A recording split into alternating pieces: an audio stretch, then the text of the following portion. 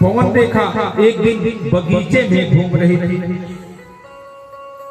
तो जो कालनेमी नाम का राक्षस है ना, वह उग्रसेन का रूप धरकर आया है और पवन रेखा जो बगीचे में भ्रमण कर रही है, वह पवन रेखा से समागम कर लेता है और उस समागम का परिणाम ही कंस का जन्म हुआ।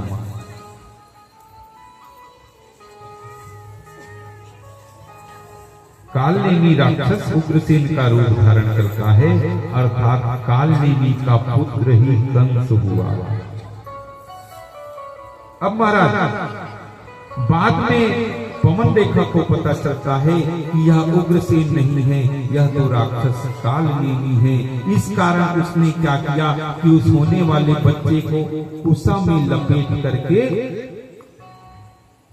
विसर्जित कर दिया या छुपा दिया कहा जाए। और इसी कारण कुसा में रखने के कारण उसका नाम कंस पड़ा।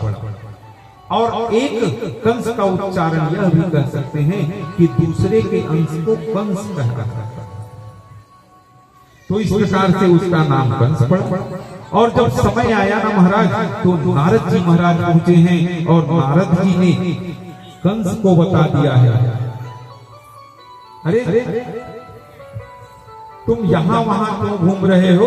बोले तुम्हारे तो पिता है ना, उनका नाम उग्रसेन है, तुम्हारी माता पवन रेखा है, तुमको वही रहना चाहिए। कंस मथुरा पहुंच गया है महाराज, और राजा उग्रसेन को उसने जबरदस्ती निकाल दिया है और स्वयं राजा बन बैठा। और जब कंस राजा बनाना तो गौ ब्राह्मण ऋषि सभी का अपमान करने लगा और उसने घोषणा करवा दी कि मेरे राज्य में रहते हुए किसी भी प्रकार के पूजा पाठ अनुष्ठान इसको बिल्कुल बंद कर दो। कंस का पाप बढ़ता गया और एक दिन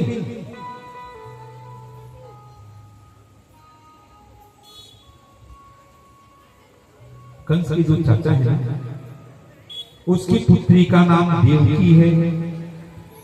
तो देवकी का जो विवाह है वह सूरसेन नामक राजा के पुत्र वसुदेव के साथ निश्चित हुआ महाराज।